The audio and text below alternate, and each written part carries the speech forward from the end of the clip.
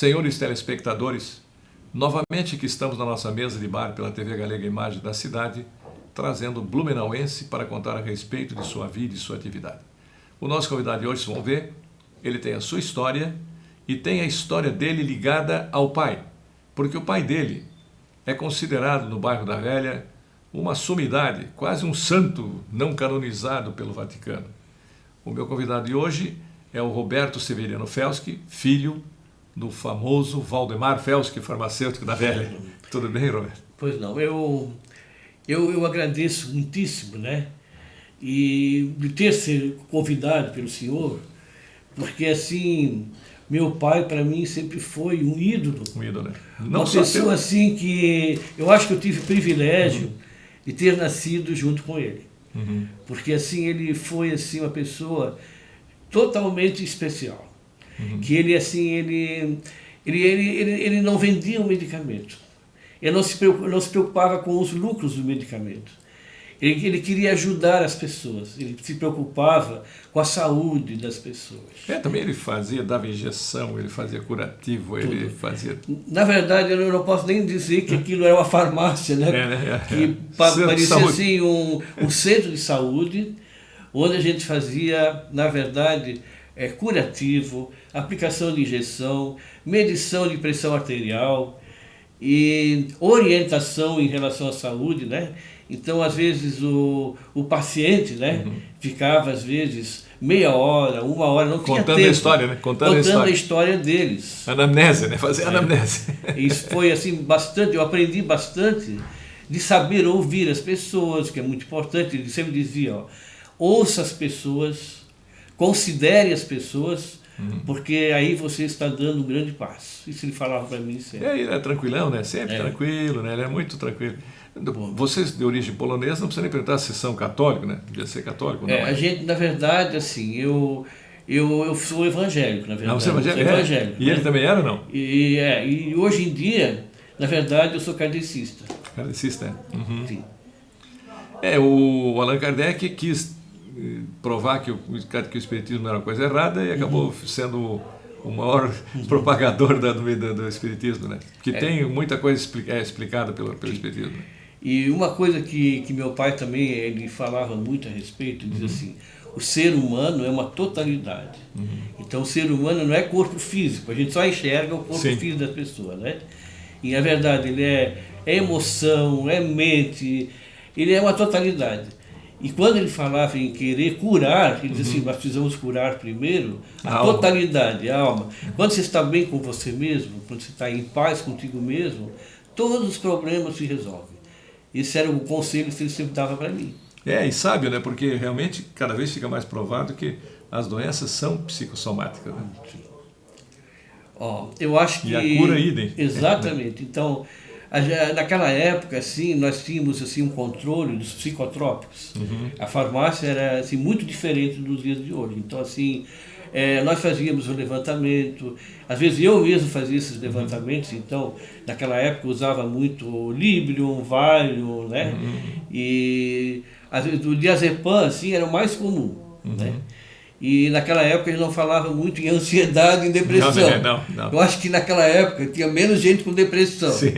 Né? Mas ele disse assim, ó, quando a pessoa está triste, ele disse, faça o seguinte, manda ela ir passear num local ensolarado, luminoso, né?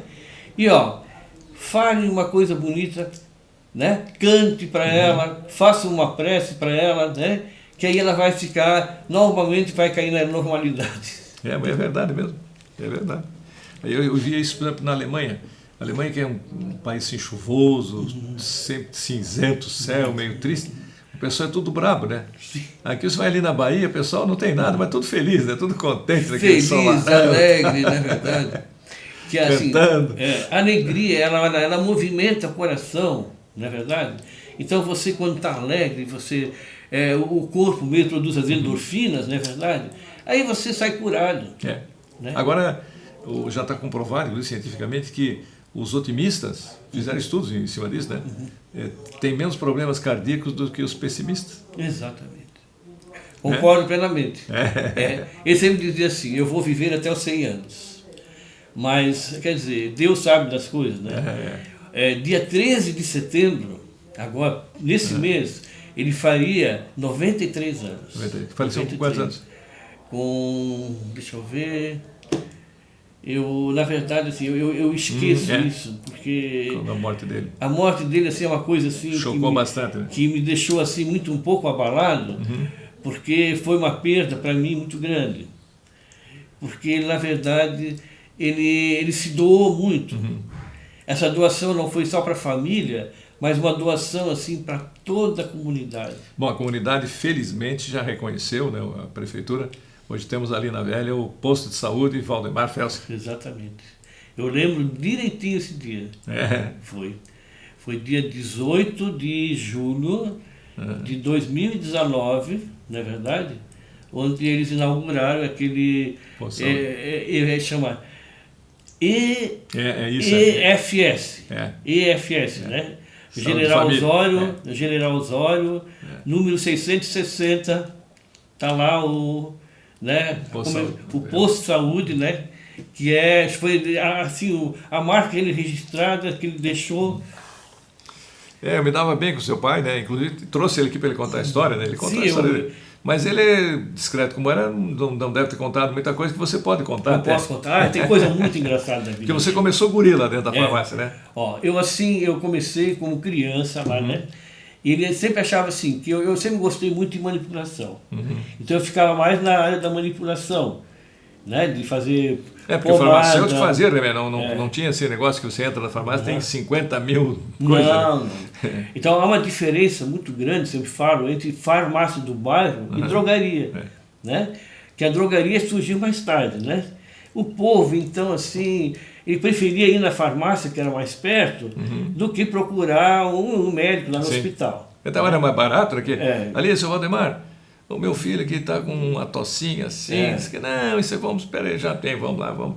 Já trazer um vidrinho lá, eu já tenho você preparado aqui. Sim. Né? E eu lembro de uma coisa até bem curiosa. Eu tinha 12, 13 anos, mas eu fazia exame de urina que se faz no grande laboratório para testar se o indivíduo tinha diabetes ou não. Então nós tínhamos assim, uma técnica chamada, eu lembro até, Fênix número 1, Fênix número 2. Então eu pegava assim, a urina do cidadão, colocava num tubo de ensaio, e as medidas eram precisas dos dois reagentes, e a gente acendia isso numa lamparina, e quando dava um teste positivo, né, o fundo do tubo ficava assim de um laranja, era um laranja avermelhado. Então eu pegava o resultado, marcava numa folhinha, né, o nome da pessoa, a idade dela, entregava para o seu Valdemar, dizia assim, teste positivo ou teste negativo, né? Então eu fazia muito isso. E também lavava muitas vidrarias. Porque tinha que preparar os... Nós tínhamos que preparar o medicamento, e ele comprava vidrinhos já usados, que o pessoal tinha... A gente lavava, tinha que lavar muito bem, porque ele inspecionava, né? Contra a luz, né? Para saber se não tinha um resíduo. E aí a gente depois fazia as fórmulas, baseadas em fórmulas, né? A gente fazia. Fazia xarope, fazia pomada, fazia creme... e soluções. O xarope era de guaco, não? Então, ele tinha um amor muito grande pelo xarope de plantas naturais. Ele não ficava muito em cima de produtos químicos, assim, era mais ligado a plantas. Então, Dr. Hahnemann, que ele dá. Exatamente. Então, nós tínhamos uma repartição, que a gente chama uma repartição, onde existiam as tinturas de plantas.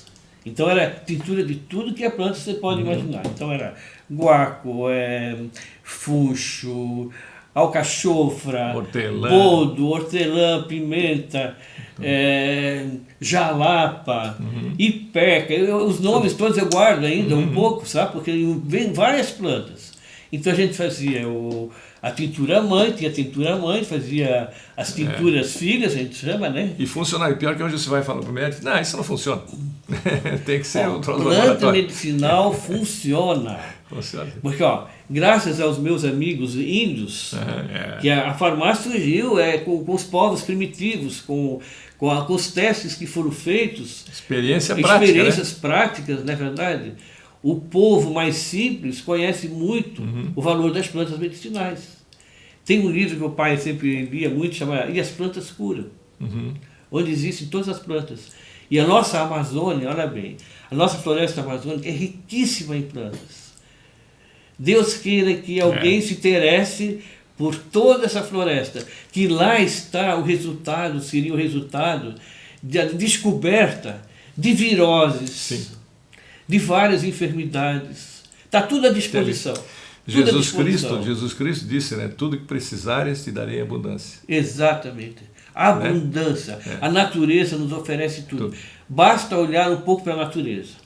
Bom, sabe que eu tinha uma pedra na vesícula, eu comia amendoim torrado, parava lá no Santa Catarina, lá, né, no Buscopan e tal, porque aquilo começava a ficar espinhol e doía e tal. Comia uma carninha mais gordinha, assim, uma costela, parava Aí eu já ia ser submetido a uma cirurgia. Ia ser a primeira laparoscopia aqui em Blumenau. O médico, o Fiedler, e havia um médico que é blumenense, que mora no Rio de Janeiro, que já tinha essa tecnologia da laparoscopia, eu ia fazer de graça até para mim, eu ia ser cobaia. Aí o filho do farmacêutico João Medeiros, o seu Luiz Medeiros, conhecia a família Medeiros. O seu Luiz Medeiros, sim, olha, não faz cirurgia.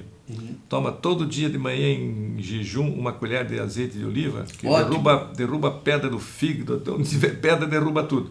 Depois eu comecei a fazer, eu gosto de azeite de oliva, tomo com prazer. Nunca mais senti nada, não sei se a pedra caiu, se ela ficou arredondadinha, não espeta mais, né, que tinha aquelas pontinhas, né?